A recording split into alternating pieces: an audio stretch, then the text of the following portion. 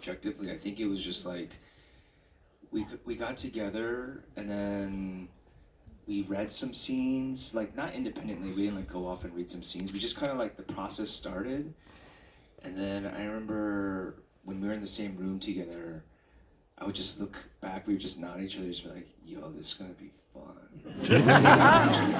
Like awesome energy and tension and like fun in between us, and I was like, "This is gonna be hilarious."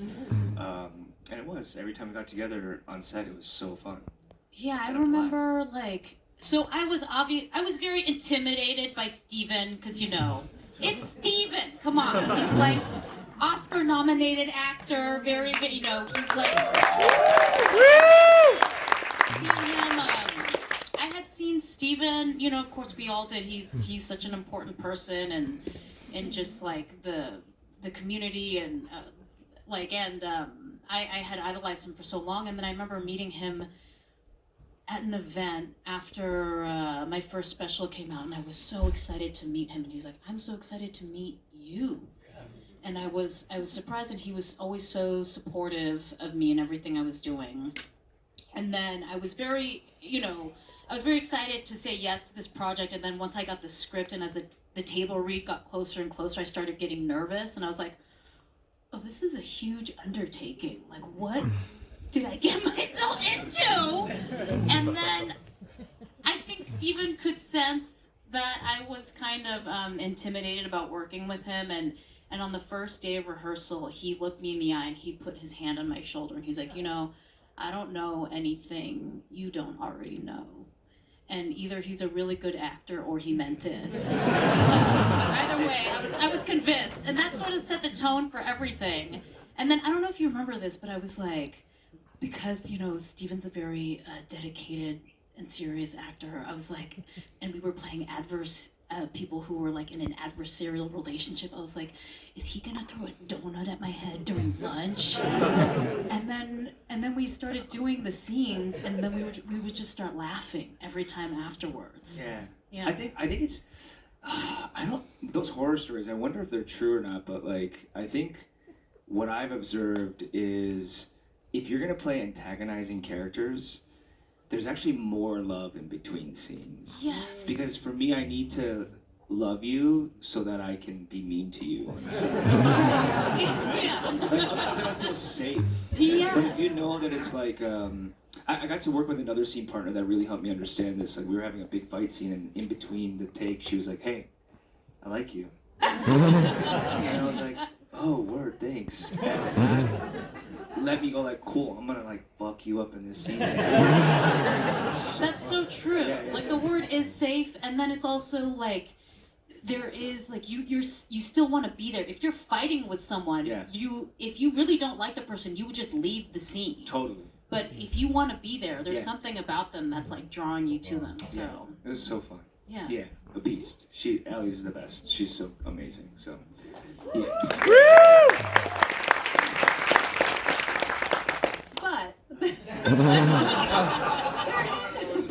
I mean, these are really demanding, tough characters. It's a lot about repression and rage, and I'm curious how that affected you as actors on set. Allie, I'd heard that by the end of it, you had like a physical reaction to.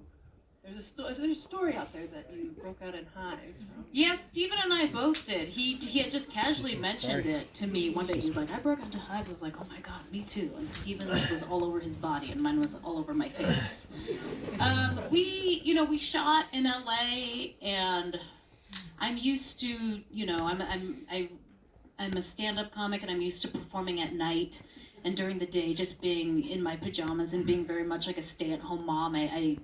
I'm used to like making my kids lunch every day and leading a very like regular life. And then when the show came along, I wasn't around my kids at all, and that was really hard. And it was the most challenging thing creatively that I've ever done. But because Steven was so like. He always had such a pleasant attitude about everything. He never complained once about anything. Like that finale, I felt like Shelley Long from True Beverly Hills. I was like, where are we right now? Like, I want to go back in like a regular toilet where the seat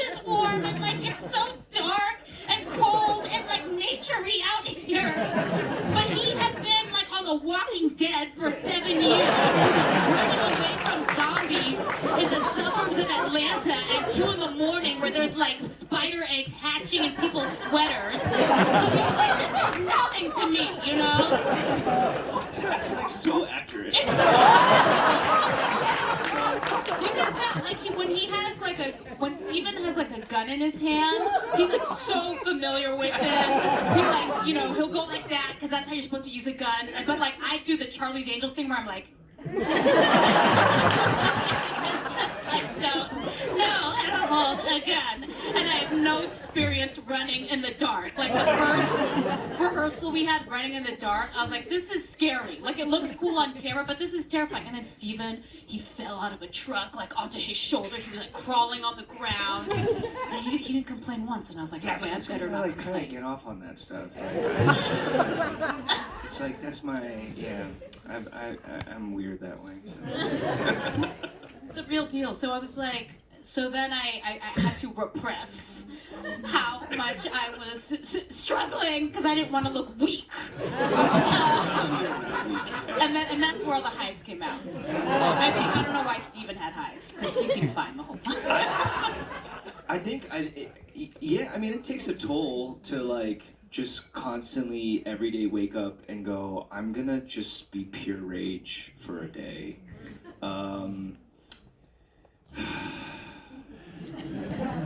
Yeah, that's all I really do. Deep Yeah, it's gnarly. Yeah.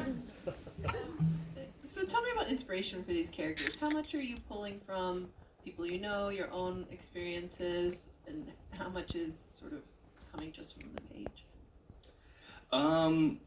I think there's certainly people you think about in your life. I think there's a little bit of self-reflection. I think there's also, imagery of things that have come before that we can study. I think like falling down, or we can kind of point at things to like represent that. But for me in my process, I'm always like, at the end of the day, it's like, how does this emotion move through my body? And I just let that happen, and then tweak here and there where it makes sense, and also like submit to it and go like, oh, that's what I look like with that emotion through my body. Like, okay, and then you accept that, and then you put it out there. It didn't feel like we were like grabbing things from people. It was just kind of like we were aiming, at least in my conversations with Sunny, it was like we were aiming at a collective understanding of just what we all know or have understood or have felt at some point in our lives. Yeah, I don't know, I just really connected with the idea right away of Amy being this person who's stuck in a maze of her own creation. And from then on, I just always connected with her, whether it's because I saw myself or I saw my friends or I saw my relatives in her. And I think Sunny also put so much of himself into all of these characters. And I think unless you know Sunny really well, you can't, it's not very obvious. But the show is really it's so much about him, so and his emotions and his observations, and I connected to all of it. Although apparently that urination scene is something that really happened to him. I guess he said, right? A lot of stuff happens to Sunny. Yeah. He has a life.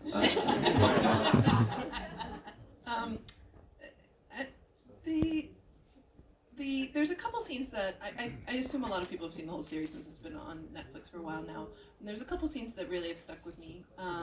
The scene in the Korean church where Danny has this really emotional breakdown. I'd love if you could talk about what it was like shooting that for you. That scene was something that actually Sunny and I talked about for a long time, because we both had gone to Korean church. And I would find in my later years, after I kind of stopped going to church, that every time I would go back, I would just be overcome with this like sweeping feeling of like wanting to cry, but I would just usually stifle it and just be like, just be there. And then we kind of posed the question like, what would happen if you just let it go? And so he wrote that in, and then when we were there on the day, I came to understand, at least for myself, I don't know if this is exactly what is happening, but I'm sure there's a lot of nostalgia involved. I'm sure there's a lot of childhood stuff involved, but when we were shooting it, we were shooting everybody else to fill out the room, and I remember just being there, and they're playing the music, and I was like, oh, I'm prepared. Like I'm like already on the verge of tears. It's gonna be great. Then they turn the camera on me, and because you're isolating sound, everybody's just watching, and they're just like stopped, and I'm doing my scene, and nothing. And I'm like, oh shit. And usually, I'm thankful for the privilege of many repetitions in this career, because I think prior I would have like forced it, and I would have like really tried to work for the people in the room to see me be able to accomplish this goal. And I learned that never works, or rarely ever does. And instead I was like questioning, I was like, why am I not crying? Like, I don't know why I can't have it right now. And so I took a walk. I asked them if they could shoot some B-roll, and I came back like 15 minutes later, and they were ready for me. And my first idea was, I was like, oh, maybe this song is in the wrong key. It's the song's fault. Yeah, it's the song's fault. And so they switched it for me. It wasn't that. But then what happened was, I realized, I was like, oh, everybody stopped singing. And so I asked all the actors in the room with me to sing with me. And I was like, can you sing this with me while I'm here? And so everybody did, and then I just started sobbing again. And I think, for me, I don't know how this hits other people, but for me it was like the feeling of like non-isolation, It was finally Danny holding on to this story of his, of like how he lives in suffering every day, and here he is in this communal space where like his voice is drowned out and mixed in with everybody else's voice. It's almost like your pain is not separate from this collective experience. And so that's what I learned for myself in that moment. I was like, oh, the cry is from everybody else. And that was cool. That was it. Yeah, and then Allie found that very funny. I love that scene so much. And after a cut of that episode came out, we had all gone out to Korean barbecue together, and I was like, oh my god, I just watched that episode, Steven. That scene where you're crying in the church is like my favorite scene. He was like, oh, it's gnarly, right? I'm like, and I was like, it's hilarious. I laughed so hard. And then Steven was like this. So what? And I was like, yeah, it's hilarious. He was like, and then I was like, I gotta go to the bathroom. But then we had like many discussions since, because it wouldn't have worked if you thought it was hilarious. Well, you know what I think it is? Yeah. I think both are true. Both are true. Meaning, yeah. like, you can't hold that moment to be so precious, because it is also funny. Yeah. You know what I mean? Like, if you can't come out of that moment to laugh at it, then you're just kind of stuck there too. You can stay there if you want. You're welcome to. We went to the Gothams, and they played like clips for our nominations, and they played that scene, but not like the beginning, like subtle part of it. It was just right in the middle of him crying. In front of everybody. No words. The whole table started cackling. And so I was like shrinking in our seats. Like, why did you choose this clip? It's there forever. We'll put Allie in the hot seat now.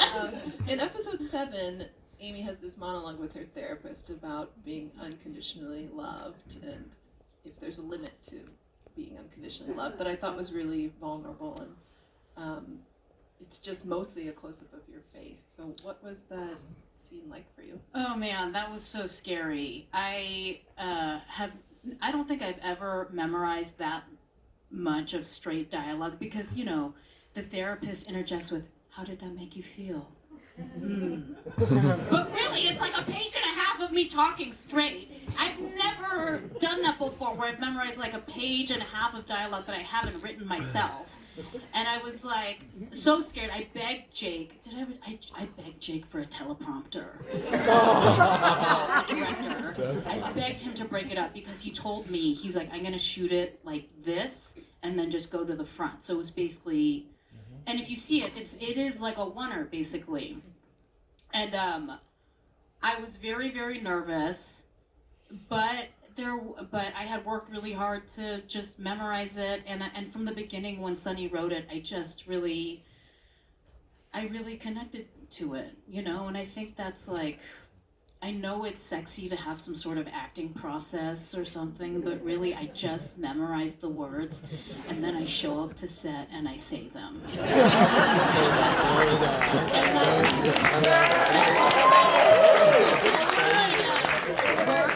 When you connect to the writing and when you're working with such great writing, that really does so much of it, and you really have to have like a natural synergy and connection to it emotionally, because then you can just say them, you know, then you can be free to not have to work at it or think about it too much. And there was something about that that scene that always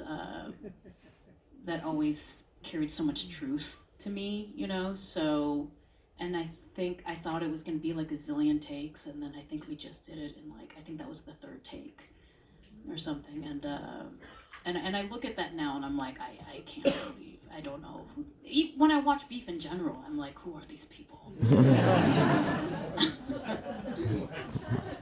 Since we're in a room full of actors, there's an incredible supporting cast here. I think Young Mazzino, who plays Danny's brother, and Joseph Lee, who plays Amy's husband. I'd love if you could talk about what you sort of learned working opposite each of them for these characters. Playing with Young and Joe was really, really fun. I think like just largely what Ali said is exactly how we approached the whole thing. There wasn't some over drawn out process. There wasn't like people like brooding in their rooms and stuff like that and then coming out. It was just like straight up like we're just hanging out, and then you say the words and then you like experience this experience. And in that way I felt like people really showed up with this really great energy, and so things didn't feel like, all right, you stand there and then when you move this way the camera will swing and then we'll talk. And it was just like action, and that was so fun. And the fact that Young and Joe were there and present and just like willing to play, yeah, I think that was a testament to like all of it, like just the way that the whole thing was kind of foundationally built. I think Sunny does really have a great care for the set. I think Ali and I know we aimed for that too, to like make our set feel safe in that way, and then everybody contributed, so it was really great. Yeah, they're just such a, I think their essence really matched with the characters so well, you know. And Joseph in real life is an artist. He's incredible, and I was a fan of his work before we shot the show. And then Young, this is like his first big acting thing he's ever done, you know. So he really, and they were both just like sincerely very excited to be there. And they just, yeah, they were so professional and wonderful to work with, and I hope to work with both of them in the future. As these characters sort of escalate in their actions towards each other and everything gets darker and more intense, how did the two of you, was there anything that you ever worried, like maybe this is too far, or I don't understand why he would do this, or how do you sort of approach these characters without any judgment, I guess? I think that is, I think you nailed it. Like I think that was the difficulty of the show is you know, there were so many moments for me with Danny where I held him in judgment when I approached it. I was like, I gotta do what today? Like, what is this guy doing? And how do I make this like palatable? How do I make this like connective for anyone to not completely judge him too? And I think it comes down to that last piece where you're like, oh, it's because I'm judging him. And I think every day you just see the way in which Danny's mind creates his own reality, and you have grace for that.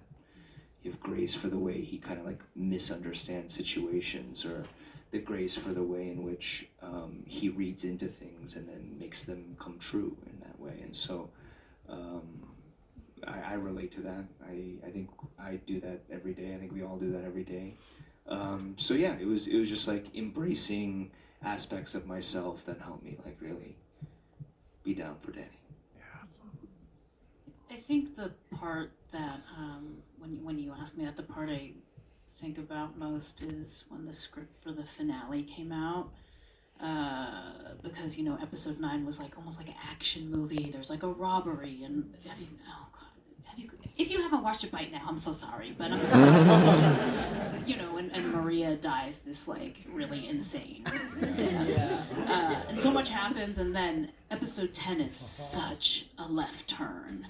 And when I first got the script, I was like, I don't get it. But I was afraid of, and then I was like, and then I kind of expressed it. I was like, I don't get it. And then another draft came out, which was not that different from the first draft. And then Steven was like, oh, this is amazing, blah, blah, blah, and I love the allegory of this. And then in my head, I was like, I still don't get it. I want to look stupid. So I'm going to say I get it and be excited, but I really don't get it. But because, you know, this is the thing about collaboration, because I'm used to working by myself in stand-up, and when you collaborate with other people in film and TV, I think it only really works if you believe that everybody around you is smarter and more talented than you are. So then you have this built-in trust, right? And so I was like, okay, Sonny's smarter than me. I'm gonna trust that this is gonna work, you know? And so I was like, and then it was, and then as soon as we got to set and we started doing it, I was like, oh, okay, and I started like, you know, I was with Steven in that environment, and then I started to really connect to what the finale was about. And then, and I was like, wow, I would have never done this on my own, you know, and I'm so proud of the finale. It is probably now my favorite episode. So I think just having that trust in Sonny was really crucial throughout the whole process, you know. Could the two of you pick out a scene, whether you're in it or not, that's your favorite of each other's in this series? I have a lot of Allie favorite moments. I love.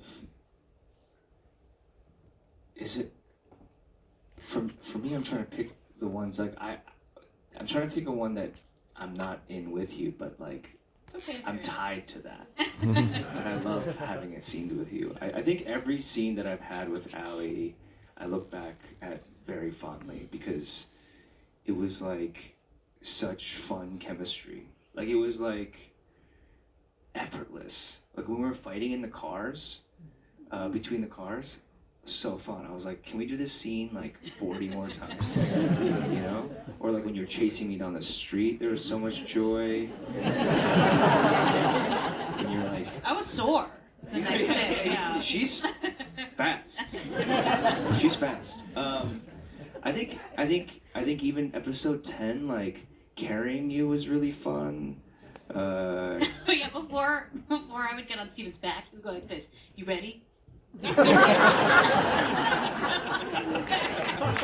even trying to be funny. He was trying to be supportive, like creating a shelf with his butt. Just how she went out there.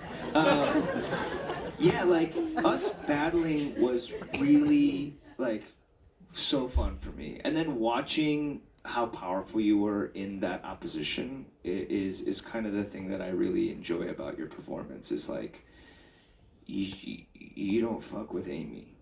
You know, you don't fuck with Allie. Like that finger wave at the end is like, that's crazy. That's crazy. So yeah, I have a lot of fond memories of Allie's stuff. So the church crying scene is my favorite. My second favorite is when you are barbecuing that meat for Young, and he's like ignoring you, and you're giving him all this unsolicited advice. I love that, and he's just like jacked in the pool, and I love that scene. And then my favorite scene that I did with Steven. Well, I did love that running scene in the pilot that you guys just watched, because that was the first thing we shot together, and after that take we were just laughing so hard, and we had so much fun, and I didn't expect it to be that fun. And then in the finale, when we were lying side by side and talking to each other and talking about what a waste it was that we hadn't connected. I had never done anything like that before, you know, and I really forgot where we were, and I really, you know, I just had never experienced that before, where I was just really very much there, and I think that's my favorite scene that we did together by far. Yeah. And Allie, obviously you have this incredible career in comedy, but does this experience change the direction of what you hope to do in the future? I'm really open, you know. I think I'm really lucky where I hope that to be in a place where I can just do what occurs to me and what I feel naturally connected to, like with Beef. I love doing stand-up. It creates this wonderful life for me where I get to see my children. They go on tour with me now, and it's really, really amazing. And I have so much creative freedom. But I love doing this show so much, and I really do mean it when I say it was the most challenging and fulfilling and creative experience of my life. And I would work with Steven and Sunny over and over and over and over again. So I don't know. I'm very open, you know, and if it just has to be something that I really connect to. But yeah. I think we're going to wrap it up, but I'm going to end it with a cheesy question. I'd love if the two of you could talk about what you learned from the other about acting. Since we got all the actors here. I learned from Allie how to, I guess, really love yourself through the process of this work. She kind of, like her vibe and her energy through these spaces are always just kind of like full and like overflowing with joy and love and connectivity. Whereas before, my process really used to just be like, let me just go in my hole, and then like I'll appear on set and I'll go back into my hole. And I wasn't like that on Walking Dead, but like in between, I was like that. And it was really nice to connect to Allie in that way, to be like, hey, you can just like be here and hang out. And that was really, really important for me. I very much learned from Steven how to be tough, you know, because he was always, that hibachi scene was not easy. You know, like Steven doesn't talk about this, but he had it was so dry, he had a split lip afterwards that was cracked. If that happened to me, you would not be able to stop hearing about it every day. And demanding, you know, like moisturizer and lip balm galore, but he never complained once about it. So I learned from him how to be tough, because he was so tough throughout the whole production about everything. And then I really learned from him as an actor how to just show up as yourself, you know, and that you don't need to think of it as you're playing a character, but to just really be that person and not think about it too much, and just show and be brave, and how that takes like a lot of courage to do it, but once you do it, that's like most of the work right there. Well, you're both incredible, and I appreciate everyone for coming out today. Let's give them one.